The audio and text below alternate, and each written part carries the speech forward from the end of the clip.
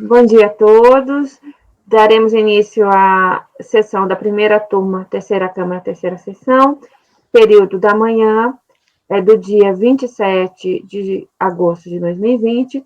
Estão presentes os conselheiros Ari Vendramini, Marcelo Costa Marques de Oliveira, Marco Antônio Marinho Nunes, Salvador Cândido Brandão Júnior, Marcos Roberto da Silva, suplente, Semiramis de Oliveira Duro, Breno do Carmo Moreira Vieira e eu, Lisiane Angelotti Meira, como presidente substituto. Nós teremos acompanhamento dos advogados dos itens 161 ao 163 e do item 164. Eu peço, por favor, que a Janaína chame o advogado. Ok, presidente, faria a convocação. Obrigada.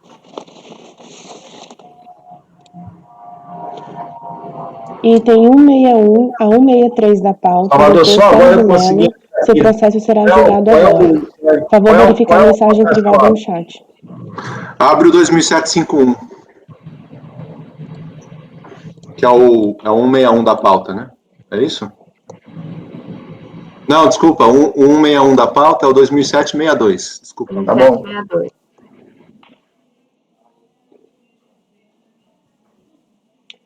Item 161 a 163, doutor Sérgio Melo. Seu processo será julgado agora. Favor verificar a mensagem privada no chat. Tá aberto aqui, Salvador. Consegui também. Obrigado, gente. É o 2762, né? É esse que deu para abrir.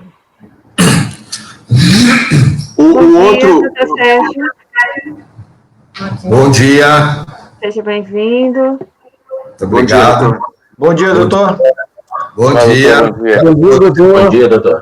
Bom dia a todos. Bom dia. Nós vamos iniciar, então, o julgamento dos processos 61 a 63, iniciando pela questão 161, recorrente à empresa Forte, de relatoria do doutor Salvador, por favor. Tá, eu serei breve aqui no relatório, como temos a presença aqui do doutor. Bom dia, doutor. Eu vou resumir os fatos. Ele se trata de um PERDCOMP. O processo seguinte, 162, é o mesmo cenário fático, tá? Mas eu enxerguei uma diferença nos dois. Então, vamos julgar separado, depois a gente faz o 162. O senhor vai relatar para os três processos, doutor? Tá.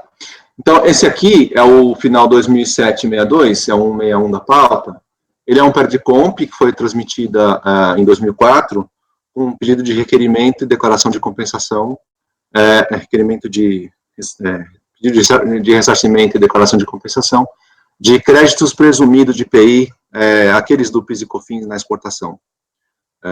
O exportador ele pode escriturar um crédito, né, calcular um crédito sobre os insumos, né, sobre matéria-prima, material de embalagem, produto intermediário, que incidiram PIS e COFINS, utilizados para a produção de produtos que serão exportados. Ele apura um crédito presumido, e ele pode utilizar esse crédito para abater do IPI ou para pedir ressarcimento ou compensação com outros tributos.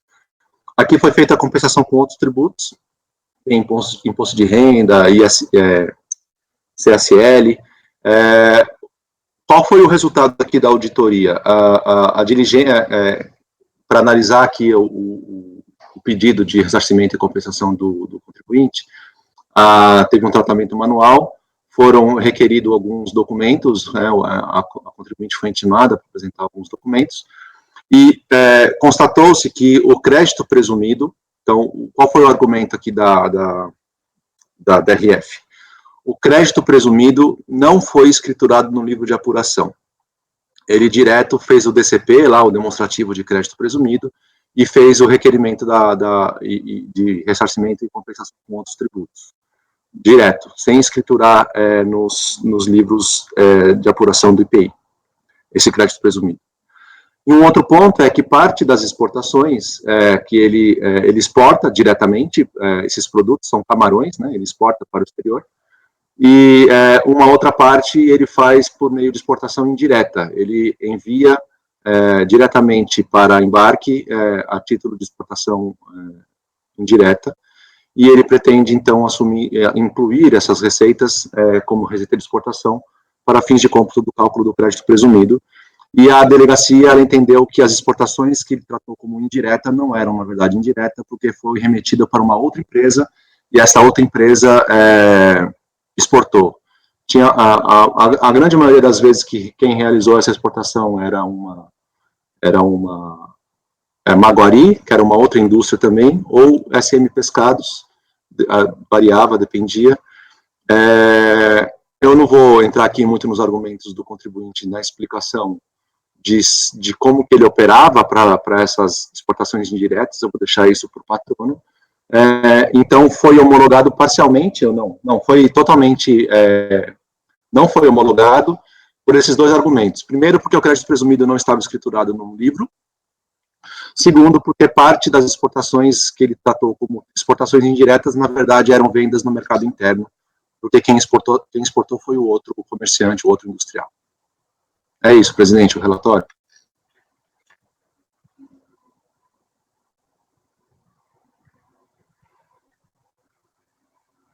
Está sem microfone.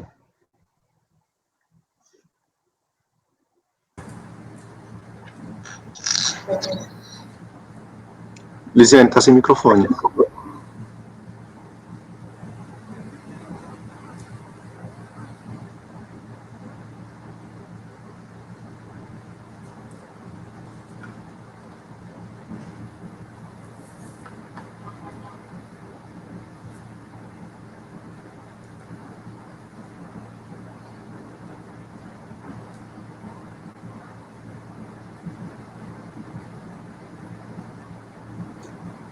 Doutora Lisiane, não estamos lhe ouvindo.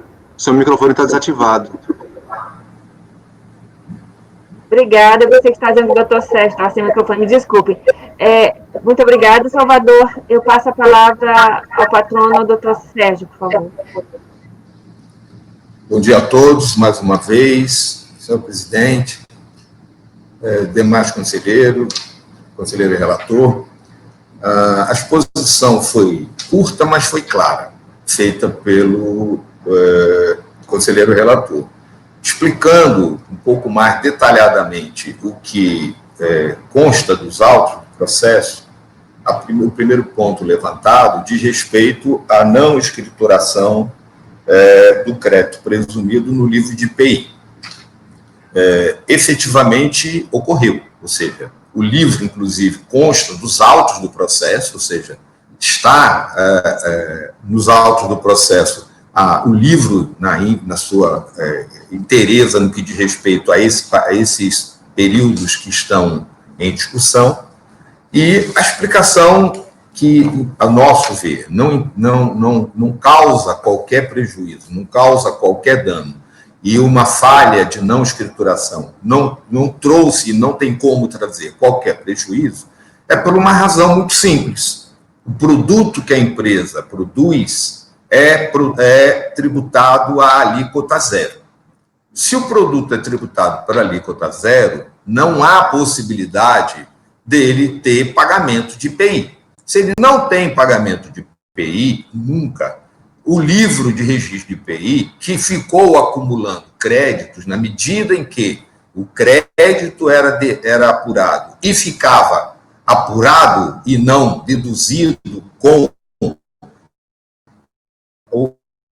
o crédito, ele não tem como compensar de novo, porque ele não tem pagamento de imposto. Como ele não tem pagamento de IPI, o livro de IPI fica literalmente pro forma. É um livro que não traz nenhum tipo de risco ao fisco dele eventualmente pagar menos IPI, porque ele não deduziu do saldo do IPI a parcela correspondente ao que foi compensado. Não existe essa possibilidade. Ou seja, é risco absolutamente zero e o saldo é o mesmo de hoje. Ou seja, não alterou absolutamente nada. Então, como não há qualquer prejuízo ao erário público, não há qualquer prejuízo à fiscalização, e os livros estão anexos nos autos do processo. E pode-se observar o que eu estou mencionando agora, não há o que se falar em prejuízo em risco, que a empresa, ao deixar de fazer a baixa, eventualmente utilizou de novo ou poderia utilizar de novo, porque não tem como utilizar. Ou seja, o livro é utilizado, e o crédito presumido de IPI, como todos sabem, ele não é de IPI. O crédito é de PIS e COFINS. O PI foi apenas o veículo para usar no livro para abater do IPI devido. Esse foi o mecanismo. Criou-se um mecanismo denominado crédito presumido de IPI, que não tem absolutamente nada a ver com IPI, historicamente, legalmente e fundamentalmente não tem nada a ver com IPI, e era apenas para fim de controle. Mas como eu não tenho que controlar, porque eu não tenho imposto devido, consequentemente não há qualquer prejuízo para o erário essa não escrituração, e muito menos para glosar um direito, porque deixou de escriturar o que não alteraria escriturando ou não escriturando. Ou seja, não mudaria absolutamente nada o status do direito do contribuinte. Então, com relação a esse ponto, eu gostaria que fosse atentada essa observação que eu fiz. Com relação às exportações indiretas, é muito importante, eu vou permitir, se os senhores me permitirem, melhor dizendo, de compartilhar com vocês agora rapidamente uma explicação gráfica para ficar mais fácil de entender a minha explicação. Bom, eu vou ser o mais rápido possível para não ultrapassar o meu tempo. Essa relação de insumos que eu não vou precisar ler, são todos os insumos que entram no processo produtivo da empresa que nós estamos falando, que é a empresa Aquafor. A Aquafor utiliza todos esses insumos que vão desde o início da operação, do início da produção, até o final, que é o embarque da mercadoria. Ou seja, todos os insumos que são utilizados.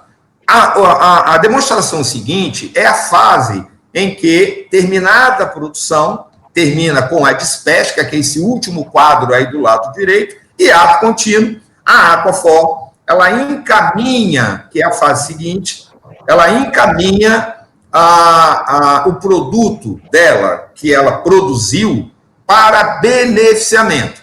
O camarão, ele tem alguns beneficiamentos. Ele tem fase de descabeçamento, classificação, congelamento, glazeamento, tem uma série de processos. E, ao final, ele é colocado em caixas de 2 quilos de camarão, caixinhas de 2 quilos, e 10 caixas de 2 quilos são colocadas dentro de uma caixa maior, chamada Master Box, com 10 caixinhas dentro, ou seja, uma caixa pequena com 2 quilos e uma caixa grande com 10 caixas de 2 quilos, completando 20 quilos, ou seja, cada caixa pequena com 2, cada caixa grande com 20 quilos. São essas caixas grandes que são exportadas, são elas que são colocadas dentro do container e são exportadas.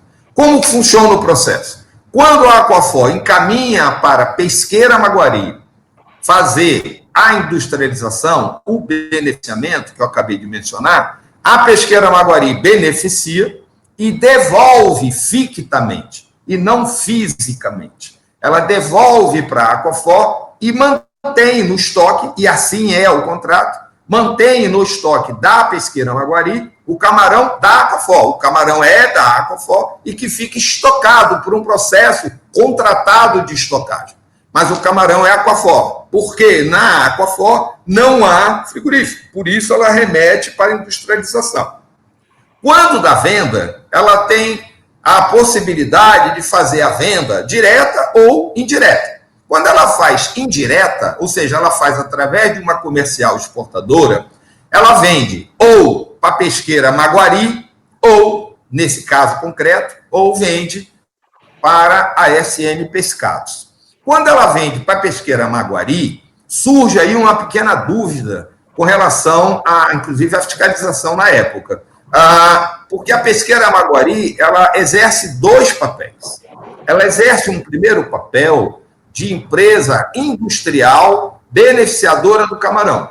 Ela recebe o camarão, beneficia e cobra pelo beneficiamento e estocagem.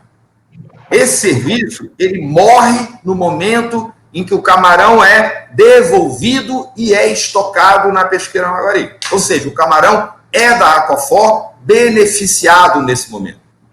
O segundo momento, que é a venda do camarão para uma comercial exportadora, entendendo que a pesqueira Maguari também é uma comercial exportadora.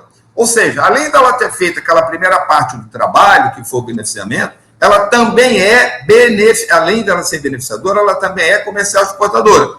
Então, quando a Aquafor vende para a comercial exportadora e é colocado dentro do container os camarões em caixas de 20 quilos, ao colocar o container, porque é obrigatório esse processo, diferentemente de soja, de trigo, de milho, que está lá no porto, empilhado, num silo, é diferente. O camarão é congelado e ele é regrado por uma norma internacional que é obrigada a ser seguida pelo Ministério da Agricultura, porque senão não exporta para determinados países do mundo. Então, o Ministério da Agricultura mantém dentro da empresa um funcionário do Ministério da Agricultura para aprovar a utilização das regras do sistema do CIF, que é feito pelo DIPOA, que é o Departamento de Inspeção de Produtos de Origem Animal. O camarão só sai do frigorífico certificado pelo Ministério da Agricultura. Colocado o camarão dentro do container, o container é lacrado e junto com a documentação de exportação, e aí vamos falar da exportação, vai direto para o navio. Não vai para o porto, para um armazém, porque não é o caso, é impossível, é impraticável, é ilegal fazer esse tipo de procedimento, porque ele tem que sair do frigorífico para o navio, e ele é lacrado, o container é lacrado e é certificado pelo Ministério da Agricultura. Então, qual é o procedimento neste momento? A Aquafor emite uma nota fiscal de exportação para a pesqueira Maguari destinada à exportação, porque ela não está fazendo a venda direta. Quem vai fazer a exportação é a pesqueira Maguari. Então, a nota fiscal de venda é feita com a denominação de mercadoria destinada à exportação. A pesqueira Maguari pega esta nota, que é nominal a ela, porque ela está comprando para vender, e ela, pesqueira Maguari, emite a sua nota e manda para o exterior, levando o container para o porto e colocando dentro do navio. Quem está emitindo a nota fiscal para o exterior não é a Aquafor. Quem está emitindo a nota fiscal para o exterior é a pesqueira Maguari, que comprou no mercado interno da Aquafor, mas com destino à exportação. Ou seja, ela não altera a caixa, ela não altera a quantidade, ela não altera o teor, nada. Ela compra e exporta. E a compra é destinada à exportação. É assim que funciona. E é colocado direto no navio, na forma que a própria lei diz. A lei diz ou diretamente para exportação ou armazém alfandegado. Não é obrigatoriamente armazém alfandegado. É direto para exportação ou armazém alfandegado. Caso concreto, direto para exportação. Ele sai do frigorífico, ele sai da propriedade da Aquafor, que é vendido para a pesqueira Maguari, e esta pega o camarão, coloca dentro do container, ovo container, é aprovado pelo Ministério da Agricultura, certificado pelo Ministério da Agricultura, com Serviço de Inspeção Federal, com carimbo de Serviço de Inspeção Federal, e é colocado no container e no navio, ato contínuo. Então, esse processo não tem como fazer diferente. Vocês, não, mas vamos fazer de uma forma diferente. Não tem como, é impraticável. Não há hipótese de ter que pegar esse camarão, tirar do estoque de onde ele está produzido, foi produzido, para mandar para o armazém alfandegado, para tirar do armazém. Isso não existe. Isso é uma ficção que se aplica para Cargill, que se aplica para outros que estão exportando os produtos que estão no armazém, que não é o caso concreto. Então, essa possibilidade, ela inexiste, não tem como, ela não tem aplicabilidade. Então, a aplicabilidade é, o camarão é vendido da Aquafor para a pesqueira Maguari, no mercado interno, com destino à exportação. O Maguari coloca dentro do container, obrigatoriamente, coloca dentro do container, dentro do frigorífico, não pode sair do frigorífico o camarão. Ele sai do frigorífico para dentro do container, certificado pelo Ministério da Agricultura, coloca em cima do caminhão, vai para o porto, coloca dentro do navio. Esse é o processo. E quem está exportando? Pesqueira Maguari, com a nota fiscal dela, e não com a nota fiscal da Aquafor, com a nota fiscal dela. E por isso a legislação manda que quem exporta comprove para de quem ela comprou no mercado interno, que efetivamente aquela mercadoria foi exportada. Por isso ela tem que comprovar, por isso tem que ter o memorando de exportação, por isso tem que ter o BL, por isso tem que ter o certificado do Ministério da Agricultura, por isso tem que ter tudo que envolve o processo de exportação, o RE, todos os documentos relativos ao processo de exportação. Esse é o processo de exportação através de uma comercial exportadora. Então, explicando dessa forma, acho que clara, só fica uma dúvida que algumas pessoas às vezes ficam, por que a pesqueira Maguari recebeu o camarão e depois ela exportou o camarão? Não, são operações distintas. A primeira operação é remessa para industrialização, que ela industrializa, devolve e cobra. Morreu essa etapa. Etapa 2, venda no mercado interno com fim de exportação. A Aquafor vende para a pesqueira Maguari ou para a SM Pescado, no caso concreto aí dos Altos, e essas empresas pegam a sua nota fiscal, emite uma nota fiscal para o destinatário no exterior, ovado o container com a certificação do Ministério da Agricultura, em cima do caminhão, direto para o navio. Ele não pode ter outra destinação, não pode parar no meio do caminho, não pode abrir o lacre, não pode nada. É esse o processo. Então, comprovação da exportação. Quem tem que fazer? Quem exportou. Quem exportou? A SM Pescado ou a pesqueira Maguari. Eles é que comprovam a exportação através dos instrumentos legais que estão acostados nos autos. Esse é o processo. Então, resumidamente, é esse o ponto. Mas como isso, inclusive, tem causado dúvidas em diversos julgamentos de diversas turmas, inclusive ontem nós tivemos, mais uma vez, um julgamento na segunda turma da quarta Câmara, onde 12 processos, 12 recursos foram convertidos em diligência. E, anteriormente, nós tivemos mais 3 processos, que eu posso dar o número da resolução, já mais antiga, que é de 2019, que foi a resolução 3201, 002-110, que é da primeira turma da segunda Câmara, e as de ontem, que foram 12 ontem, julgados na segunda turma da quarta Câmara, que tiveram também a mesma destinação de converter julgamento em diligência para que todas essas explicações que eu apresentei para os senhores fossem comprovadas. Porque a grande dúvida que ficou nos julgamentos era Maguari industrializadora, Maguari exportadora, indireta. E a outra questão era o armazém alfandegado. Como é que eu vou cumprir o armazém alfandegado se eu não posso? Isso é impraticável. É a mesma coisa que eu querer colocar 2 mililitros dentro de uma garrafa de 300 mililitros. Não cabe. Eu não posso cumprir algo que é impossível. Essa possibilidade de tirar o camarão de dentro do frigorífico de onde ele está processado para mandar para um armazém alfandegado, isso não existe.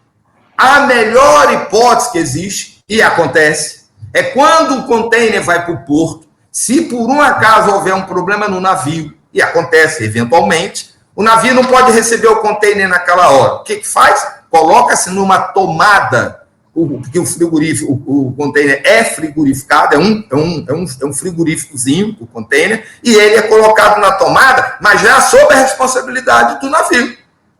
Ou seja, a exportação, em tese, já está feita, porque o contribuinte já está com BR.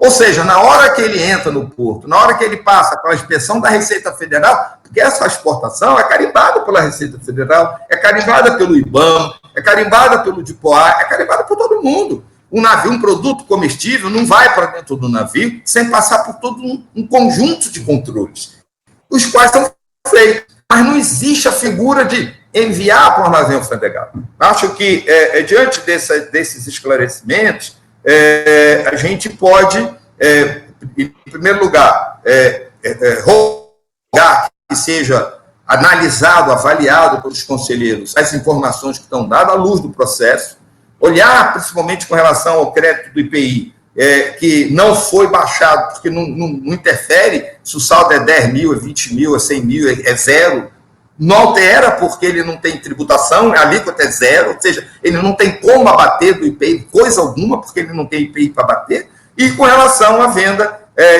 pela comercial exportadora, se houver dúvida, se não tiverem confortáveis para julgar, e se houver ainda permanecer dúvida, como aconteceram nessas duas outras câmaras que eu mencionei, a sugestão é que, se não acolher os argumentos, que seja convertido o julgamento em diligência para que sejam apuradas as informações que foram aqui apresentadas. Inclusive, também como a título de sugestão, que seja examinado o que foi baixado em diligência, quais foram os quesitos apresentados naquele julgamento de 2019, naqueles 3 julgamentos de 2019, como nos 12 julgamentos de ontem, que, inclusive, a quantidade de quesitos aumentou, foi um pouco maior, foi um pouco mais detalhado. E só feitas essas considerações, entendemos que são suficientes para o esclarecimento e rogamos que seja provido os recursos em julgamento. Muito obrigada, seu patrono. Alguma dúvida? Podemos passar para o voto?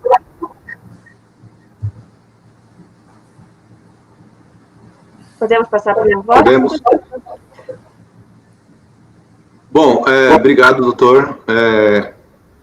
Como eu tinha mencionado no início do relatório, esse processo 161, que é o final 2007-62, ele é muito próximo, muito parecido com o 2007-51, que é o item 162. Eles são o mesmo cenário fático, tem a mesma discussão sobre a escrituração do crédito do livro e a discussão do crédito das exportações indiretas. A diferença é um detalhe que eu entendi muito relevante no despacho decisório. Tá? Quando eu entrar no mérito do 162, eu falo, mas no 161, o despacho decisório, ele negou o direito ao crédito presumido, única e exclusivamente, porque os créditos presumidos não foram escriturados no livro. E o despacho decisório do processo 162, ele, além desse fator, além desse argumento, ele ainda disse que os insumos que ele comprou, ou seja, matéria-prima, produto intermediário, material de embalagem que ele comprou no ano calendário de 2003, porque esse 161 é primeiro trimestre de 2004, e o 162 é terceiro trimestre de 2003. E ali, no despacho decisório desse, que é o terceiro trimestre de 2003, que é o item 162 da pauta, além do argumento do livro de apuração, de não ter sido escriturado o crédito presumido do livro de apuração, trouxe também o argumento no despacho decisório de que os insumos adquiridos naquele período de 2003 não havia incidência de PIS e COFINS e também não havia geração de crédito presumido por conta da natureza dos insumos adquiridos. Então, eu vou começar aqui, eu vou falar pelo 161, que é o final 2007-62, que é esse que estamos com ele aberto agora, tá? Então, temos que analisar duas questões aqui. O primeiro é a falta de escrituração dos créditos presumidos de IPI no livro de apuração, e o segundo ponto é as receitas vinculadas às exportações ditas como indiretas e que a fiscalização entendeu que era venda no mercado interno, tá?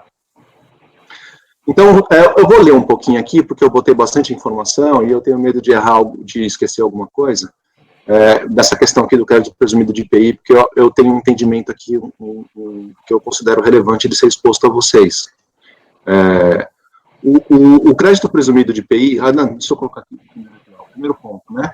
Então, de acordo com o termo de verificação fiscal, o crédito presumido de IPI apurado pela recorrente não foi reconhecido tão somente pelo fato de os créditos não terem sido escriturados no livro de apuração do IPI, nos termos da Instrução Normativa 21 de 97. Digo tão somente porque este foi o único fundamento, mesmo tendo em mãos diversos demonstrativos de apuração, livros contábeis, inclusive diário, livros de inventário, DCP, que é o demonstrativo de crédito presumido, DCTF, demonstrativo das matérias-primas, produtos... Salvador?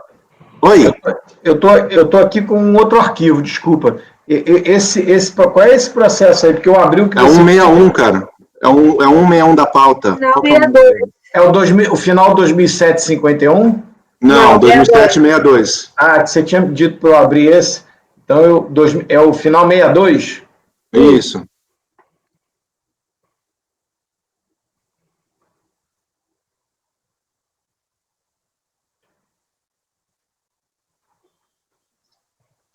Eu estou na página 5. Doutor Marcelo, isso que eu ia falar, ele está na página 5, doutor Marcelo.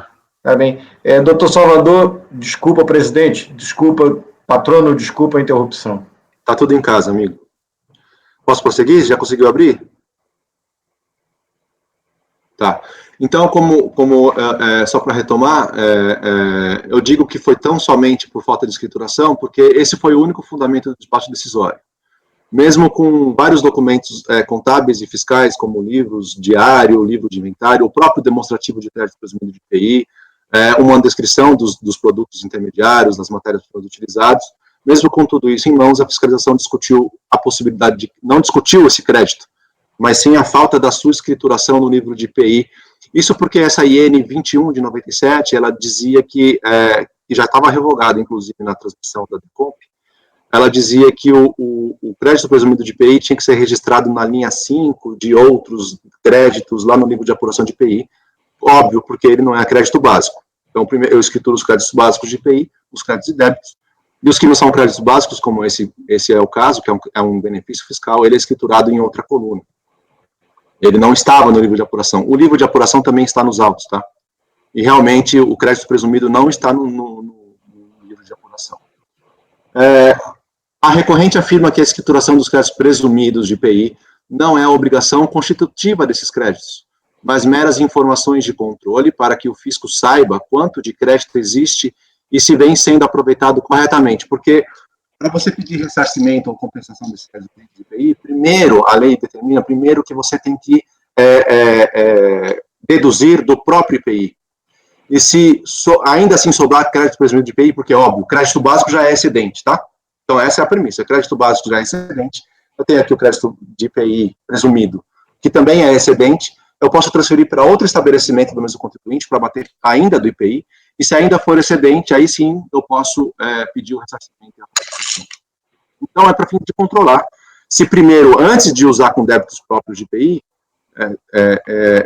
se antes de pedir o ressarcimento e a compensação, ele realizou essa dedução dos créditos próprios de IPI ou não. É para isso que serve essa escrituração no livro. Tanto que quando você faz a DECOMP, de créditos presumidos de IPI, o próprio regulamento determina que os créditos presumidos que estão lá escriturados no livro devem ser estornados. Por quê? Porque você está utilizando ele a título de ressarcimento e compensação. Tá? Então, aí eu coloco o seguinte, assiste razão à recorrente neste ponto, tá? De que o direito de crédito decorre da prática dos fatos previstos em lei como necessários para a apuração do crédito. Então, a Lei 9363 de 96, quando criou esse benefício fiscal, ela tinha um método de cálculo, que era um percentual de 5%, 5 ponto alguma coisa, desses insumos adquiridos, que eram utilizados em produtos exportados, e depois veio a Lei 10.276, que ela criou uma fórmula de apuração, um método alternativo de apuração desse crédito, em que você pega os custos desses insumos, receitas no mercado interno, receitas de exportação, e apura por um fator lá, descrito no anexo da lei, para apurar esse crédito presumido. Então, eu coloco aqui, né? Assiste razão à recorrente nesse ponto, embora discorde que o livro de apuração é uma mera formalidade, uma mera obrigação acessória, pois as formas e as obrigações acessórias são importantes e necessárias para instruir o fisco sobre as operações do contribuinte, no interesse da fiscalização e da arrecadação, nos termos do artigo 113 do CTN, entendo não ser o LAIP, o livro de apuração, a única obrigação acessória para tanto, não sendo a obrigação necessária para a demonstração do crédito presumido em si.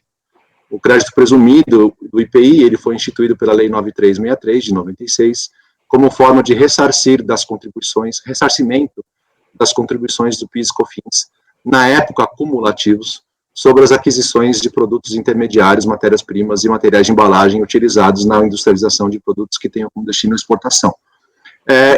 Esse DCP, né, esse crédito presumido de IPI, ainda existe para as empresas que estão no regime cumulativo, tá? Por quê? Porque o PIS e COFINS não é ressarcível na cadeia produtiva exportadora, ao contrário da cadeia produtiva não cumulativa. Então, como medida de estímulo das exportações e desoneração da cadeia produtiva, até por uma questão de tratado internacional, que o Brasil é parte, o legislador criou um incentivo para retirar da cadeia produtiva exportadora os tributos que a oneram. As contribuições eram cumulativas, sem possibilidade de ressarcimento das próprias contribuições, tampouco de uma escrituração de créditos de PIS e COFINS. Criou-se, então, um método de cálculo, inicialmente por um percentual de 5,37% sobre as compras de produto intermediário, matéria-prima, material de embalagem utilizados na industrialização de produtos exportados, como forma de ressarcir esse PIS e COFINS que incidiu nessas compras, apurando-se um montante que seria tratado como crédito de IPI, um crédito presumido, que é um imposto não cumulativo, para que ele fosse deduzido dos próprios débitos do imposto, ou se ele fosse excedente no fim do trimestre calendário, esse crédito presumido poderia ainda ser ressarcido ou compensado com outros tributos. Alguns anos mais tarde, então, foi publicada a Lei 10.276, de 2001, que criou uma alternativa de apuração desses créditos presumidos do IPI, apurando, ainda tendo como critério os custos dos insumos, né, mas também foi inserido uma fórmula para incluir as receitas operacionais do mercado interno e as receitas de exportação. Pois bem, para sistematizar a demonstração desses créditos e possibilitar o controle das compensações, tanto para fins do contribuinte quanto para fins do fisco, inicialmente era necessária a sua escrituração no livro de apuração como um crédito presumido. Está até aqui a Instrução Normativa 21 de 97, eu coloquei aqui no artigo, era o artigo 11, que eu negritei aqui para vocês, deverá escriturá-lo no item 5 do quadro demonstrativo de créditos. Bom, posteriormente, lembrando que nós estamos aqui falando de fatos de 2004, essa IN já estava revogada, revogada pela IN 2010, número 210 de 2002, que previu uma nova sistemática para esse aproveitamento. Então, essa lei, essa instrução normativa, ela fazia esse critério, né? Primeiro, você tem que escriturar esses créditos presumidos de apuração para deduzir do próprio imposto. Somente quando esses créditos se continuarem, permanecer excedentes, que você vai poder ressarcir no final do trimestre de apuração, que está aqui o artigo 14, parágrafo 4 da IN 210. Ocorre que essa IN 314, 2003, criou... Aí veio em 2003 veio essa IN 314, que ela criou um outro demonstrativo, que é o DCP, que é o demonstrativo de crédito presumido de IPI. Tá? A partir de 2003, essa nova obrigação acessória foi criada específica para o crédito presumido de IPI. E esta instrução normativa dizia que esta DCP ela já teria aplicação para os fatos geradores ocorridos a partir do 4º trimestre de 2002. Ou seja, os fatos aqui destes autos estão incluídos por esta obrigação acessória. São necessárias a existência dessa declaração para a escrituração e demonstração do DCP, do crédito presumido de IPI. Então, com a criação do DCP, a IN 210 ela foi alterada pela IN 323, e esta nova redação ela teve uma nova sistemática. Então, continua tendo esta questão do livro de apuração, obviamente, o livro de apuração não é uma obrigação acessória desnecessária, mas ela não é a única obrigação acessória, não é a obrigação por excelência no DCP, no crédito presumido. Então, ele vem e fala assim, ó, no parágrafo 4º, né? Quando tiver o excedente de crédito presumido de IPI no trimestre, está grifado aqui, parágrafo 4º, inciso 1º. Antes de você pedir o requerimento de ressarcimento e a compensação dos créditos com outros tributos, você tem que apresentar um DCP, que é um demonstrativo de crédito presumido de IPI, incluindo todos os créditos presumidos de IPI daquele trimestre, para demonstrar esses créditos no fisco e pedir o ressarcimento. E aí, eu não coloquei aqui, acho que eu coloquei depois mais embaixo, o que essa instrução normativa diz. Então, para você debitar de tributos próprios, de imposto próprio, de esses créditos presumidos com o próprio IPI, esses créditos presumidos têm que estar no livro. Se você quiser compensar com outros tributos ou ressarcir, não necessariamente precisa estar no livro, você só precisa me demonstrar que isso está excedente. E como que você me faz a demonstração que isso está excedente? Traga-me o livro e me mostre que os teus créditos próprios já são excedentes por si. E me apresente, então, esse DCP com os créditos presumidos de IPI, para que você faça esse ressarcimento. Então, os créditos de IPI, seja créditos básicos, seja qualquer crédito presumido, são apurados e escriturados no livro de apuração, conforme estabelece o artigo 14, reto transcrito, para abater dos débitos próprios do imposto.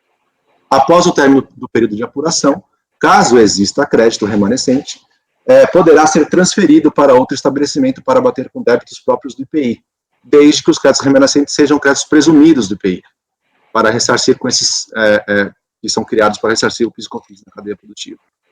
Caso ainda assim exista saldo remanescente no fim do trimestre, o parágrafo 2º regulamenta o ressarcimento ou a compensação com outros tributos federais.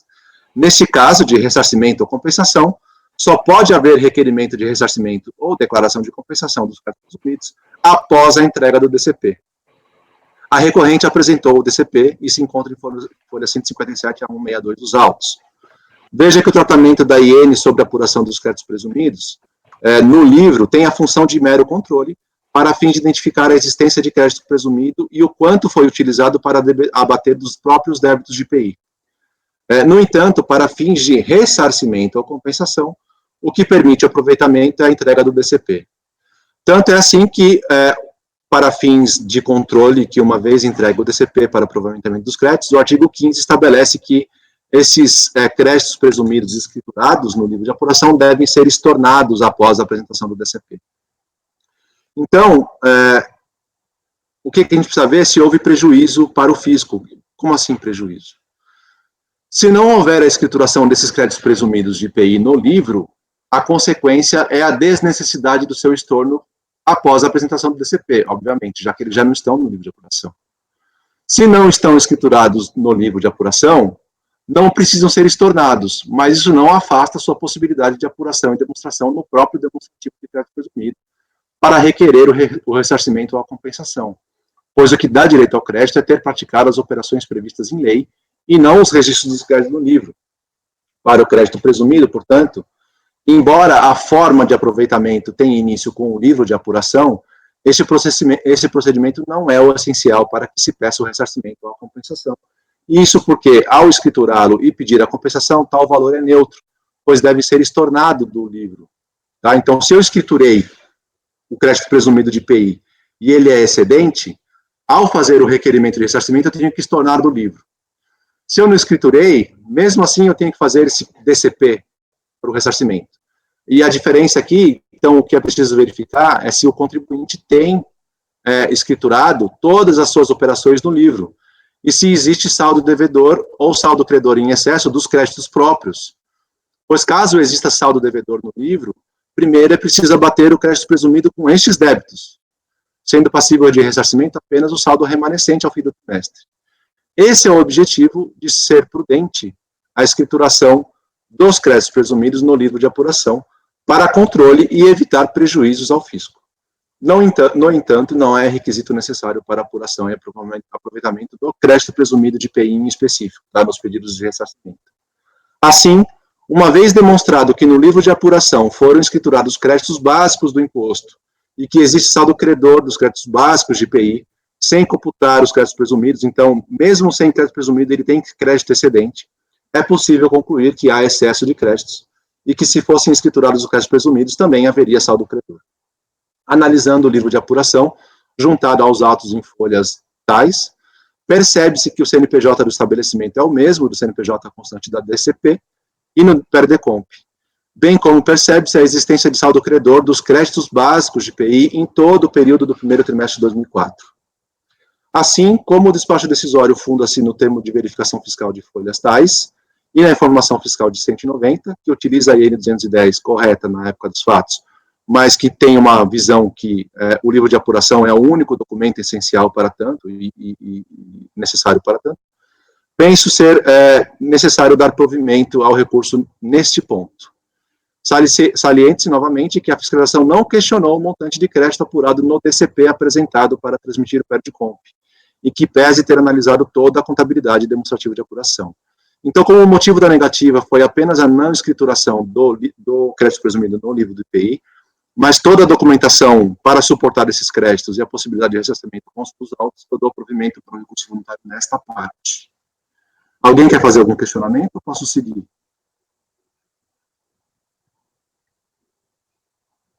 Por favor, Marcos Roberto. Perfeito a sua colocação, doutor Salvador. E eu só fiquei em dúvida em um ponto só. É porque, não sei se foi avaliado no livro de demonstrativo de crédito presumido, as variações em que ele utilizou ou não nesses perdecontos, esses valores se foram abatidos conforme ele vai sendo utilizado nos perdecontos. Isso tem essa possibilidade de fazer ali. Eu confesso que eu fiquei em dúvida se existe até mesmo isso, porque está claro para mim que realmente, por ele só ter, vamos dizer assim, saldo credor de IPI, lá dos créditos básicos, né? Então, assim, não tem problema, ok.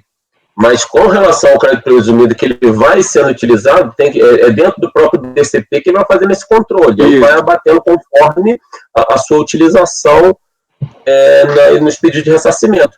Isso, assim, está claro que realmente não é necessário, não é necessário essa escrituração no LAIP, mas eu só fiquei com dúvida em relação a esse aproveitamento, entendeu? Não, ok, perfeito. O DCP está nos autos e estão ali escriturados o crédito do trimestre apenas. Primeiro trimestre de 2004. Eu não cheguei a entrar nesse detalhamento que o senhor está pretendendo, porque eu entendi que, como a DRF e a própria DRJ negou provimento, negou os créditos, negou a homologação, tão somente porque não estava no livro de apuração, eu entendi que não deveria perquirir ou investigar mais a fundo o próprio DCP, que está nos autos e a DRF poderia ter analisado e não analisou. Marcelo, diga.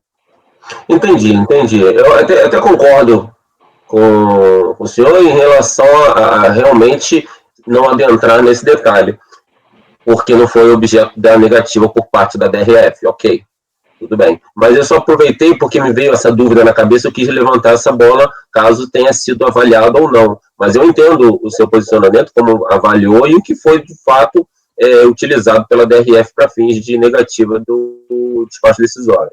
Isso, tudo bem. Perfeito. É só para aproveitar o momento que me veio esse questionamento aqui na cabeça e levantar essa bola. Obrigado. Roberto. Marcelo?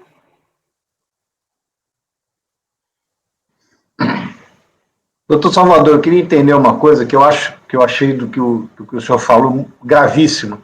Gravíssimo. O senhor falou que a DRF, que o contribuinte entregou para a fiscalização os documentos e a fiscalização se recusou a examiná-los, é isso? Não, ela não se recusou, ela simplesmente falou assim, olha, como você não escriturou esse crédito no livro de apuração, eu não vou homologar. Então ela se recusou a examinar. Indiretamente sim, é verdade. Mas ela não falou, isso é muito grave. Uhum. Verdade. Entendeu? Isso é muito grave na constituição do ato administrativo, que foi a primeira decisão proferida. Ela se baseou na IN, dizendo que tinha que ter... Eu compreendi, o seu voto está muito bom, como de costume. Está muito descritivo, eu compreendi tudo. Só que existe um grave problema aqui nessa história, que a recusa da unidade de examinar as provas apresentadas. Eu poderia examinar e desqualificá-las. Isso é uma outra coisa. Uhum. Agora, não examinar é muito grave. Verdade. Esse é o primeiro ponto que eu vejo. Eu acho que depois do segundo ponto, a gente tem que fazer um exame dessa contenda, um exame global dela, porque eu já li o seu voto todo e está realmente muito bom mesmo. Parabéns, doutor. Muito bom mesmo. O segundo tópico também. Tá? Mas a gente precisa fazer uma avaliação global, né?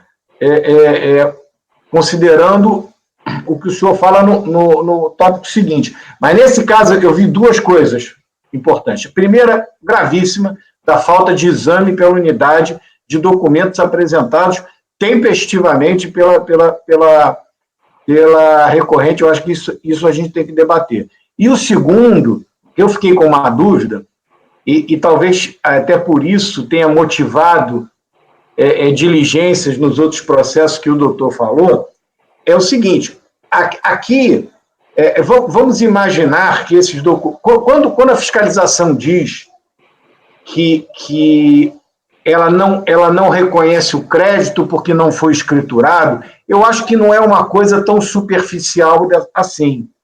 O que acontece? Quando a fiscalização diz que não reconhece o crédito porque não há escrituração, eu procuro conferir uma abrangência um pouco maior. É que não houve a escrituração, então não houve o cotejo. Porque, veja só, o crédito passível de ressarcimento é o crédito presumido remanescente do cotejo realizado no trimestre. E para você fazer o cotejo, você tem que ter uma escrituração, ou como nós superamos, né, sempre, né, as obrigações acessórias, não obstante elas serem absolutamente imprescindíveis, e acho que quando o contribuinte não as cumpre, deve ser punido por isso, porque senão o país fica incontrolável.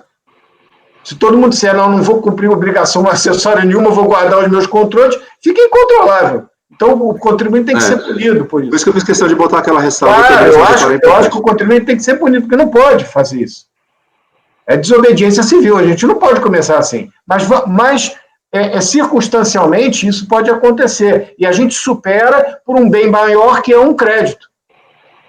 Mas aqui, quando a gente diz, quando o senhor fala que todos os documentos estão nos autos, eu compreendo, acho que foi uma investigação muito bem feita, eu me sentiria mais confortável, né, de adotar um procedimento adicional, que seria o de uma diligência. Por quê? Porque eu confiro uma abrangência, uma amplitude maior à infração que foi apontada de falta de escrituração. Eu acho que a fiscalização quer dizer o seguinte: eu não consigo ver o cotejo, eu não consigo ver se tem saldo credor no final, porque isso não está escriturado. Então, não é como a gente vê aqui de vez em quando, que a fiscalização nega o crédito porque não está na DCTF, porque não apresentou o DACOM. Eu acho que é uma coisa maior.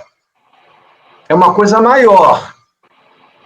Será que todos os créditos foram computados, todos os débitos, e no final tem um saldo credor que dentro dele tem um crédito presumido passível de ressarcimento?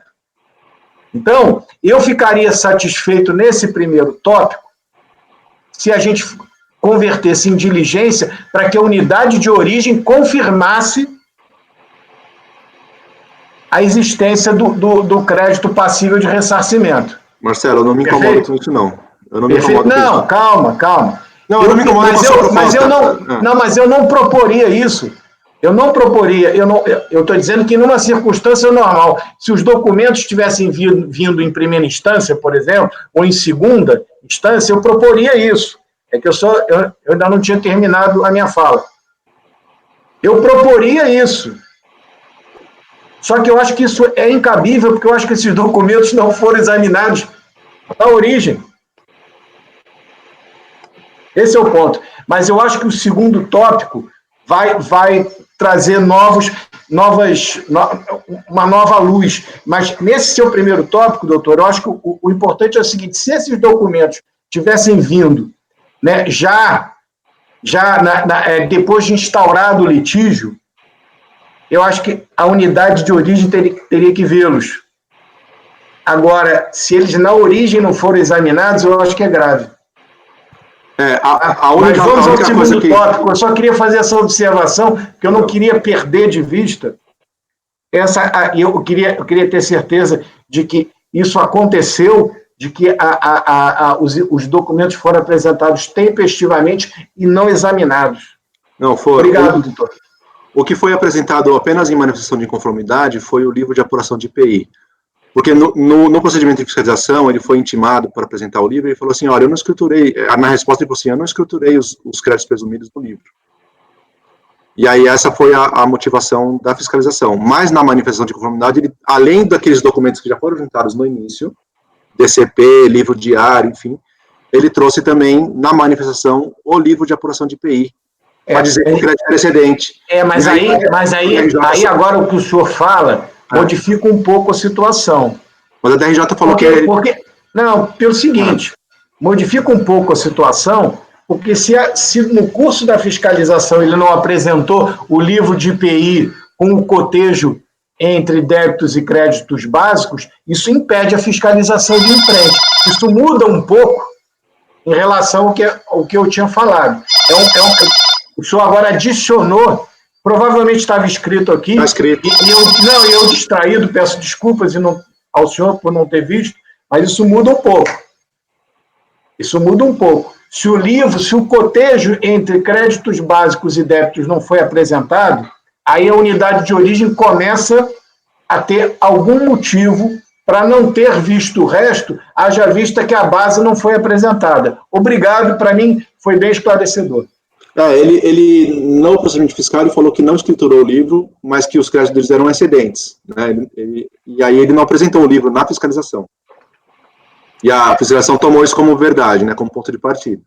Na impugnação, ele trouxe os livros, e aí realmente tem saldo excedente de créditos básicos. A DRJ falou que o problema do livro ali é que ele próprio não tinha o crédito presumido escriturado, então mantinha a decisão de primeira instância. Mas o livro em si foi trazido apenas na manifestação. Então a gente teria aqui um segundo motivo. Se a gente tem todos os documentos relacionados ao crédito presumido foram apresentados na fiscalização e provavelmente as outras notas fiscais. Porém, o livro com o cotejo entre créditos básicos e débitos só chegou em primeira instância, aí eu acho que a DRJ deveria ter...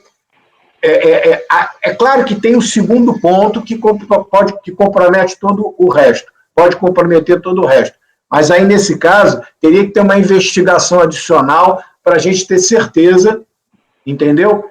Que o saldo final, porque a gente está falando de processo de crédito, que do saldo credor do trimestre havia uma parcelinha de crédito presumido passível de ressarcimento.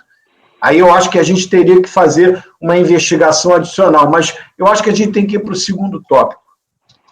Tá bom. Ok, então tá. Então, o segundo ponto é em relação às receitas, a remessas com fim específico de exportação. E aqui eu não estou acolhendo os argumentos do contribuinte e eu vou explicar por quê. Tá? Neste período, nesse trimestre, e acho que também no terceiro trimestre de 2003, também, no quarto trimestre de 2003, que é o outro processo, também é a mesma coisa, ele tem tanto receitas de exportação própria quanto receitas de exportação indireta, tá? de remessas com fim específico. Então, nessa parcela aqui com fim específico de exportação, a fiscalização ela detectou que parte dessas exportações, incluídas no cálculo do crédito presumido, que foram considerados pela recorrente como créditos decorrentes de exportação indireta, no fundo, são vendas no mercado interno. Tá? Dessas operações, no entanto, nenhuma dessas operações cumpriu os requisitos da legislação para que caracterizassem como exportações indiretas.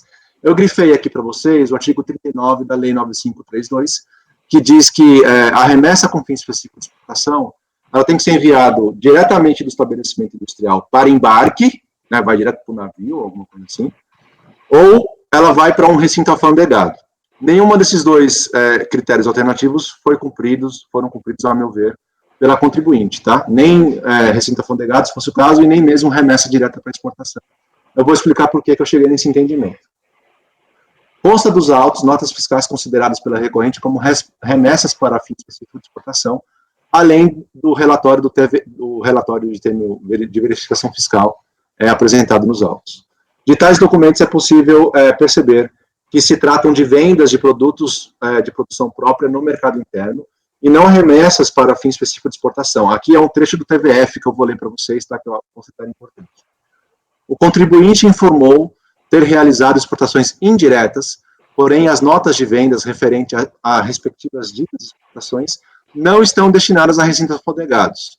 E tem como código de operação fiscal o código CEFOP 511 ou 5501, que é remessas, vendas no mercado externo, né? Ou 511, que é vendas no mercado externo, dentro do Estado, ou 611, que é venda para fora do Estado, e quanto que deveria ser o 5501, que é a remessa de produção do estabelecimento com fim específico de exportação.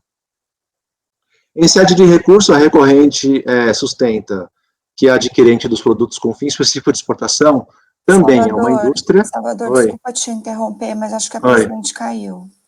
Ah, desculpa, não tinha visto. Desculpa te incomodar, que eu acabei de ver também. Acho que a gente aguarda, né? Ela deve estar Sim, tentando sim. entrar de novo. Desculpa de qualquer forma.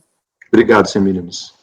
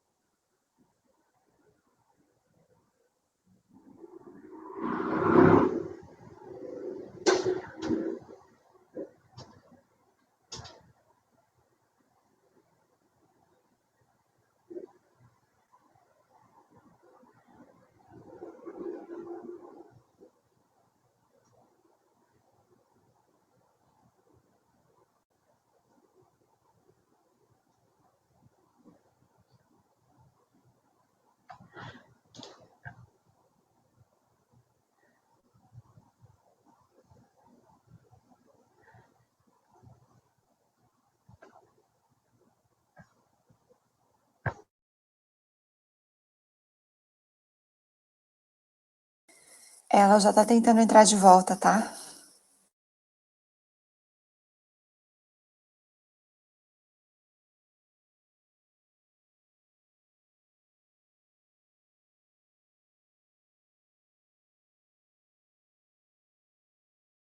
Será que é melhor dar um tempinho ou não?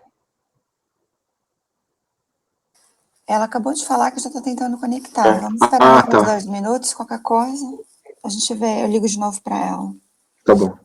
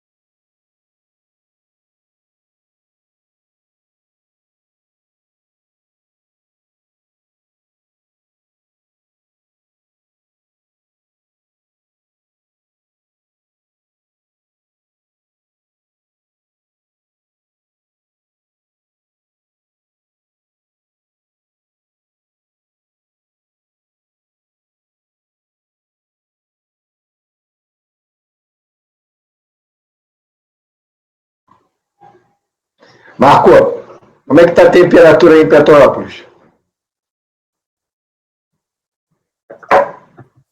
Melhorou um pouquinho. Aqui no Rio de Janeiro continua polar, 22 graus. Hoje de manhã eu vi no Band News que estava 18. Logo cedo. cedinho. Aí eu falei, o Marcelo deve estar congelando com 18 graus. Cara, agora deve estar o quê? Aí você deve estar com 17, 18, né? Por aí. Deve estar uns 17, por aí. Aí para você tá quente, né? 17 tá bom, né? Não, tá bom. Aqui hoje eu não botei o casaquinho por baixo do paletó, igual o meu amigo Salvador. Não, o Breno aqui usou um adjetivo para qualificar a suéter, porque para mim é suéter, né? Mas ele usou um adjetivo, mas eu não tenho a experiência internacional de Breno, entendeu? Então eu não. Breno vivia no estrangeiro muitos anos, entendeu? Não, isso daí é um cardigan de cambraia. Nossa, como é que é o nome? Um cardigan de cambraia. Rapaz!